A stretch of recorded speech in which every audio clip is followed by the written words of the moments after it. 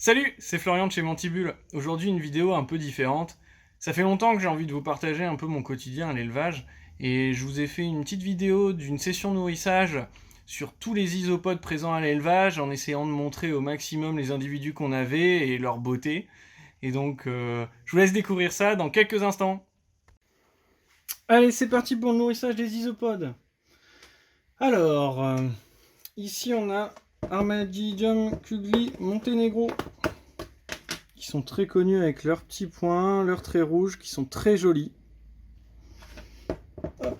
Alors, aujourd'hui, au menu, on a de la courgette, des fraises, un petit peu de paillettes pour poisson, et je vérifie toujours qu'il n'y ait pas de reste ou que leur os de sèche commence dans ce cas-là à être un petit peu moins bien, donc je vais leur mettre un nouveau morceau d'os de sèche. Et voilà, première boîte de fête. Hop, ici on a Porcellio laevis d'Erico, un peu le grand classique. Ça ressemble beaucoup aux dalmatiens que j'ai sous forme de Porcellio classique, Scabbard dalmatien. Ici on est sur les laevis, mais globalement ça ressemble beaucoup. Hein.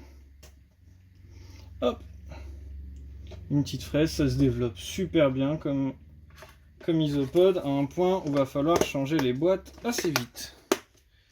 Hop là. Ici on a Porcellio ornatus yellow. Alors ça c'est une espèce super sympa.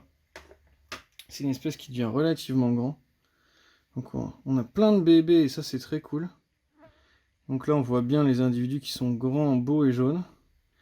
Et il y a pas mal de bébés, donc c'est super sympa, ça marche bien.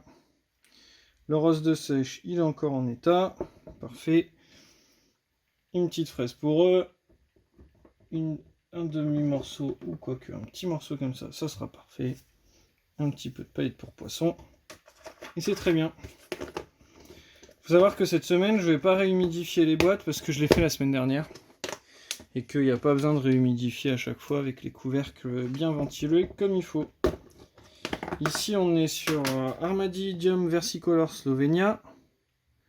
Donc, un isopode qui a différentes couleurs en fait et différents marquages, qui est très sympa, qui est bien teinté. Là, on en voit un passer. Ce qui est marrant, c'est qu'il a des petits reflets jaunes un peu comme ont les albinos. Hop là, l'os de sèche qui est bien attaqué aussi ici, mais bon, pour aujourd'hui, ça ira bien.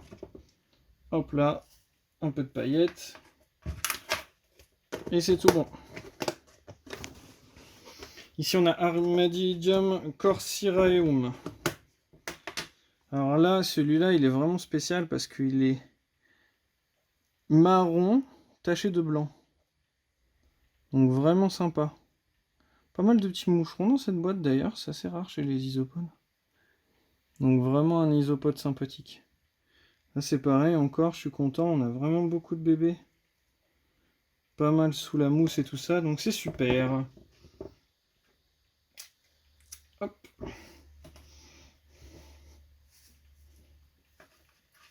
Hop. Nos petites boîtes spéciales isopodes qui fonctionnent assez bien. Même très très bien, puisqu'il y a des bébés de partout. Alors ici, Armadillium sicilique Castelda. Alors là, on a un bel individu là. Un isopode plutôt marron avec des rayures assez claires jaunes. Très sympa. Alors vous voyez, les adultes sont quand même plus beaux que les jeunes. Les jeunes, ils développent pas les rayures tout de suite, alors que les adultes, là, celui-là, il est vraiment magnifique, quoi. Et ça a tout mangé là-dedans. Alors on va faire une belle portion parce que c'est pareil, ça grouille de partout. Hop là.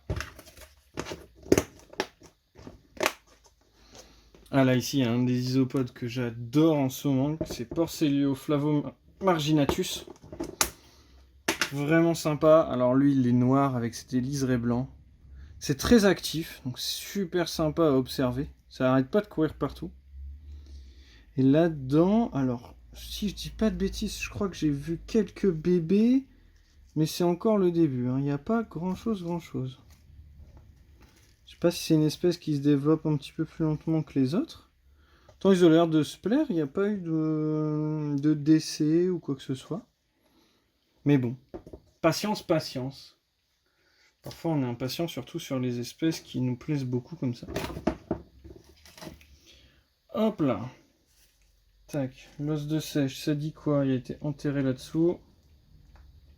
Bon, ça dit qu'il en reste encore. Hop là. La suite. Armadillidium vulgare. Et ben ça, c'est un peu un échec. Je pense que je les ai élevés trop humides. Et du coup, j'en ai perdu pas mal. Là, on peut voir le reste de carottes qui n'a pas été mangé. J'en ai perdu pas mal. Il me reste quelques individus adultes. Je vais en récupérer dans pas longtemps. C'est un super beau isopode en plus. Hein. Je suis un peu deg. Parce qu'au départ, ça fonctionnait très bien. Ils étaient très actifs. On les voyait souvent, etc. Et au fur et à mesure, j'en ai perdu. Alors là, le substrat était très humide. Je sais pas ce que j'ai fait quand j'ai mis la boîte, mais j'ai trop humidifié. Donc il y a quelques semaines, j'ai séché le substrat, mais malheureusement c'était un peu tard pour ceux qui étaient déjà morts. Comme quoi, hein, il n'y a pas de solution miracle avec les animaux. Hein. Des fois ça fonctionne, des fois ça fonctionne moins. Et là, il aurait fallu mettre moins humide que la plupart des isopodes que j'ai en élevage. Alors ici, sympa, Armadillidium maculatum. Zébra, mais alors si je trouve l'entrée c'est mieux, mais là c'est une forme que j'ai sélectionnée parce qu'ils sont jaunes. Donc là on voit bien, tout à l'heure je vous montrerai les classiques qui sont plutôt blancs, ceux-ci sont bien jaunes. Et ça, bah, Armadillidium comme ça c'est un peu long. Hein. Alors j'ai eu énormément de bébés dans mon autre souche de zébra classique, et celle-ci pour l'instant il n'y a pas de bébé, c'est très très long. Mais bon, c'est pareil, ça se développe bien, ça pousse, et puis c'est actif, donc je m'inquiète pas trop, quoi. Alors ici, c'est une petite expérience que j'ai faite. Je fais de la sélection de Porcellio Scaber Lava. Donc ici, c'est un peu les sélections que j'ai faites avec des individus qui sont panachés orange. Notamment celui-là en bas, il est beau. Il commence déjà à avoir plein de bébés, ça fonctionne super bien les scabers. C'est génial, ils ont tout mangé, donc on va être généreux là. Généreux avec les fraises et la courgette. Hop là. Qu'est-ce qu'on a d'autre en sélection de scabber? En sélection de scabber, je vais avoir aussi, alors ceux-là, c'est ce que j'ai appelé les full black. Ils sont tout noirs. Ils sont tout noirs et il y a une différence quand même, c'est qu'ils sont très marqués au niveau du bord des segments. Alors ils sont très jolis. J'aime bien. On verra ce que ça donne. J'aimerais bien... alors je sais que ça a été fait avant moi, hein, je suis pas le premier à faire ça. Et j'aimerais bien quand même faire mon petit test pour essayer de sélectionner une souche qui soit un petit peu plus colorée. Parce que c'est vrai que chez les scabbers, le problème c'est que on va avoir des individus qui sont très colorés et d'autres qui sont tout noirs, quoi. Alors ici, j'ai appelé ça les blackbacks. Parce que la plupart des individus sont orange avec les couleurs noires sur leur dernier segment. Donc c'est pareil, j'essaye de voir si sur la prochaine génération, ça va suivre ou pas la tendance. Je m'amuse un petit peu. En même temps, c'est des animaux qui sont tellement sympas qu'on a envie d'essayer de les sélectionner, d'essayer de faire des choses un peu qui sortent de l'ordinaire. Hop là, pour cela, je commence à plus avoir de place sur le côté, moi. Ici, Armadillidium Rakai. Alors, ceux-là sont super sympas. Ils sont vachement plus clairs que les isopodes qu'on a l'habitude de voir. Ils ont vraiment les segments marqués, là. J'espère que ça rend bien à l'image. Ils ont vraiment les segments très marqués. Ils sont super jolis. Un peu plus timides, ceux-là, on les voit pas souvent. Mais ça fonctionne bien. Il y a plein de bébés. Donc ça, c'est super cool. Tout c'est une espèce... j'étais vraiment... J'aime beaucoup le marquage comme ça au niveau des segments. Et puis, bon, c'est une espèce qu'on n'a pas trop l'habitude de voir aussi. Donc ce qui change un peu d'habitude, c'est toujours sympathique, quoi. Os de sèche, il en reste encore un petit peu là. C'est marrant, comme chez les isopodes, il y en a qui consomment les eaux de sèche beaucoup plus vite que d'autres. Ah, ici, ceux-là, c'est magnifique. C'est Porcellio magnificus. Ils sont énormes, c'est incroyable. Alors, ça fait pas longtemps que je les ai. C'est pareil, j'ai eu quelques déboires. J'ai eu des pertes au départ parce que je les élevais trop humides. Et donc, en regardant un peu sur les forums, en discutant, j'ai vu qu'il fallait les élever plus au sec. Et maintenant que je les élève plus au sec, ils sont bien plus en forme. Et ce qui est marrant, c'est qu'eux, ils restent toujours à la surface. Et super sympa. Très très joli comme espèce. Hop. Et c'est pareil, ça dévore, parce que la semaine dernière, je leur avais mis... La semaine dernière, c'était encore des fraises, et ils m'ont tout dévoré. Ils adorent les fraises. Ah, ici sur une espèce, il y a une espèce aussi que j'adore, c'est Porcellio aikielo. Là, on est vraiment sur un gros isopode. Bien coloré, bien jaune, super sympa. Et là, si je dis pas de bêtises, j'ai vu quelques bébés la dernière fois, mais ça commence, c'est tout doux. Cette boîte-là est fort humide aussi, il va falloir que je regarde pour la sécher un petit peu.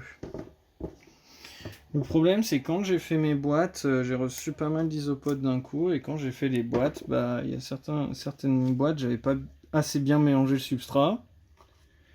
L'erreur de débutant entre nous. Hein.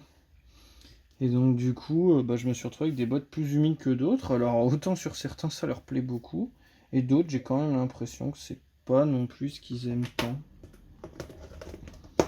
Du coup, je verrai peut-être pour leur assécher un peu leur substrat, comme j'ai fait à d'autres. Bon, puis là, on a fini toutes les petites boîtes d'isopodes. Donc, il va rester toutes les grosses boîtes, en fait, qui là sont les souches qui sont bien établies. Donc ici, on a Porcellio scaberlava, et donc là, c'est le mix, il n'y a rien de trié. Et là, le nourrissage, c'est pas comme dans les petites boîtes. On y va. Hop là, parce que de toute façon, ça dévore une quantité. C'est génial. Hausse de sèche, c'est bon. Hop là, suivant. Qu'est-ce qu'on va avoir d'autre? On va avoir les vernéries. Armadillidium verneri, très sympa. Ça ressemble au Kugli Monténégro. Ils y ressemblent tellement que je me suis fait avoir. J'avais commandé des Kugli Monténégro et je me suis retrouvé avec des verneries et des Kugli Monténégro. Et c'est quelqu'un sur Instagram qui me l'a fait remarquer. Et donc du coup, c'était un peu la cata de savoir si je vous avais vendu des Kugli qui en fait étaient des verneries. Mais au final, il y a une personne qui est revenue vers moi à propos de ça. On s'est arrangé, on a trouvé une solution. Et les autres, ça allait, ça tombait bien. Parce que les Monténégro, j'en ai pas vendu beaucoup. Et ils étaient très petits, les verneries étaient beaucoup plus gros que les Monténégro. Donc ça tombait bien. Qu'est-ce qu'on a d'autre? Porcellionides prunosus orange. Voilà, un gros cloporte bien orange, bien joli. Qui passe pas mal de temps dans le sol, lui. À tel point qu'à des moments, on a l'impression que la souche, elle a complètement dépéri, alors qu'en fait, ils sont juste dans le sol. Hop là, ça dévore comme il faut. Et hop. Qu'est-ce qu'on a d'autre? On a les Magic Potion, Armadillidium Magic Potion, super sympa. Un isopode qui a des belles couleurs et surtout qui a des reflets jaunes. Chaque individu est parfaitement unique. Ça, super sympa. J'en avais beaucoup.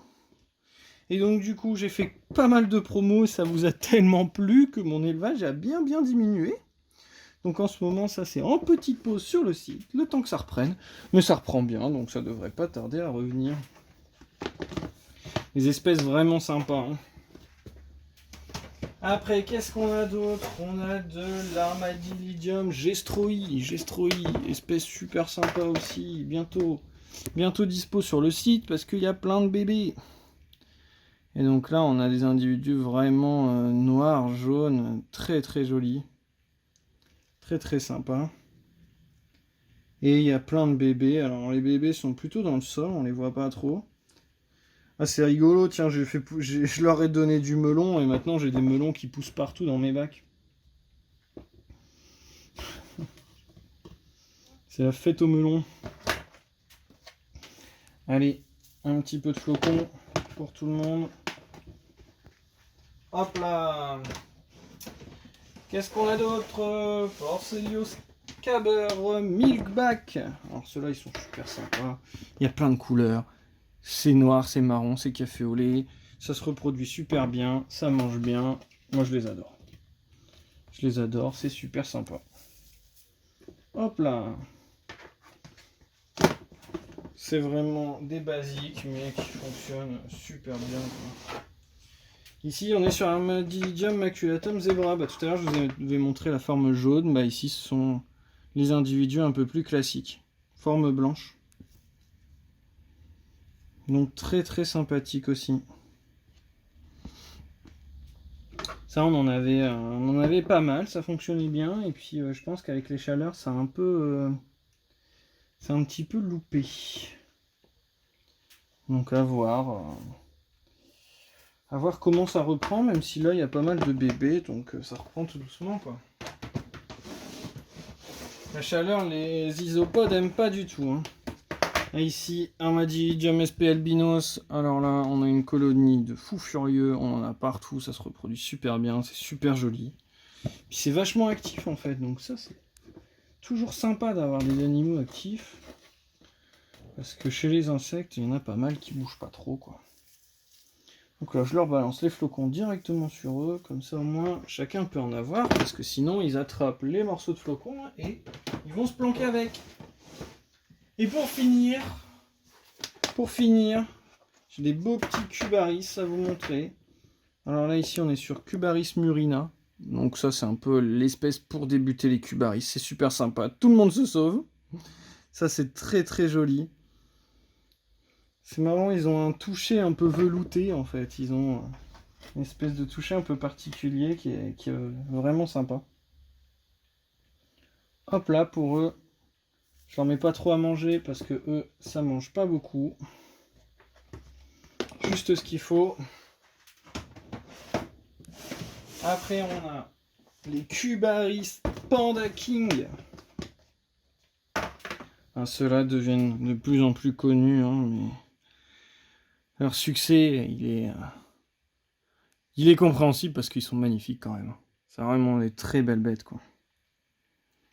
Là, c'est pareil, on a une belle colonie avec pas mal d'individus et ça se développe bien, ça fait plein de bébés, donc c'est super sympa.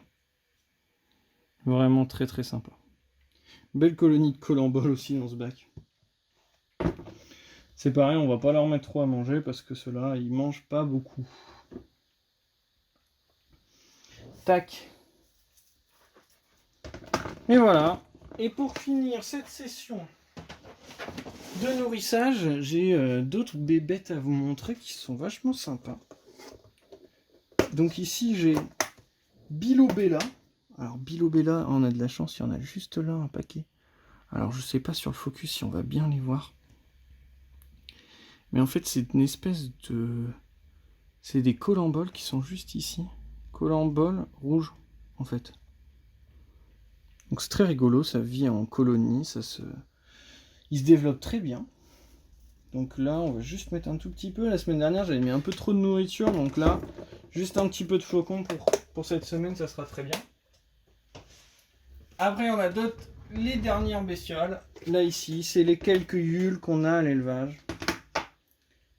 Pas beaucoup de yules, juste quelques-unes. Donc là, j'en ai trouvé une directe. Spirostreptus sp tanzanie. Donc des individus qui commencent à être beaux, à être même adultes là. Très jolis avec les couleurs. Donc j'ai 4 individus qui sont tranquillous dans leur bac. On n'entend pas parler d'eux. Ils font leur vie depuis un peu plus d'1 an. Et maintenant, bah, ça commence à bien pousser, quoi. Hop là. Un petit morceau de concombre, ça suffit. Leur substrat, il a été renouvelé il y a quelques semaines. Donc eux, ils vont vraiment se nourrir de substrat. Et là, ici, j'ai 2 espèces qui sont super sympas. Atopochetus dolphusi. Là, on a des individus qui ont poussé hyper bien, qui sont magnifiques. Et donc ça, c'est une espèce qui est vraiment jolie. Vraiment sympa. Pareil, assez actif. Là, pour l'instant, je les réveille, donc bon, ça bouge pas trop, mais ça hésite pas à bien se balader. Surtout le soir, quoi. Donc là, ça sera la petite courgette. Alors là, c'est pareil, c'est tout petit morceau parce que ça mange vraiment pas grand chose. Ça mange surtout le substrat, hein. Hop là. Ça, on va poser ça là. Ici, j'ai Anadebolonus mollicornis. Pareil, une huile vraiment sympa. Et là, on a un beau groupe d'adultes. Alors, si je les trouve... Mais c'est pas dur à les trouver, hein. Ils sont là. Un beau petit groupe. Je vais en prendre quelques-uns dans ma main et vous les montrer de plus près.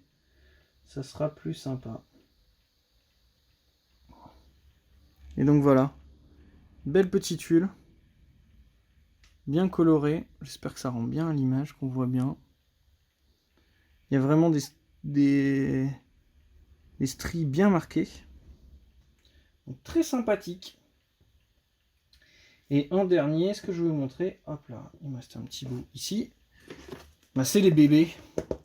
Parce que j'ai fait une boîte spéciale pour les bébés des mollicornis, parce que j'en ai vraiment tout plein. Et donc du coup ça pousse tout doucement. Alors j'espère qu'on va pouvoir les observer. Parce que ça pour le coup c'est discret.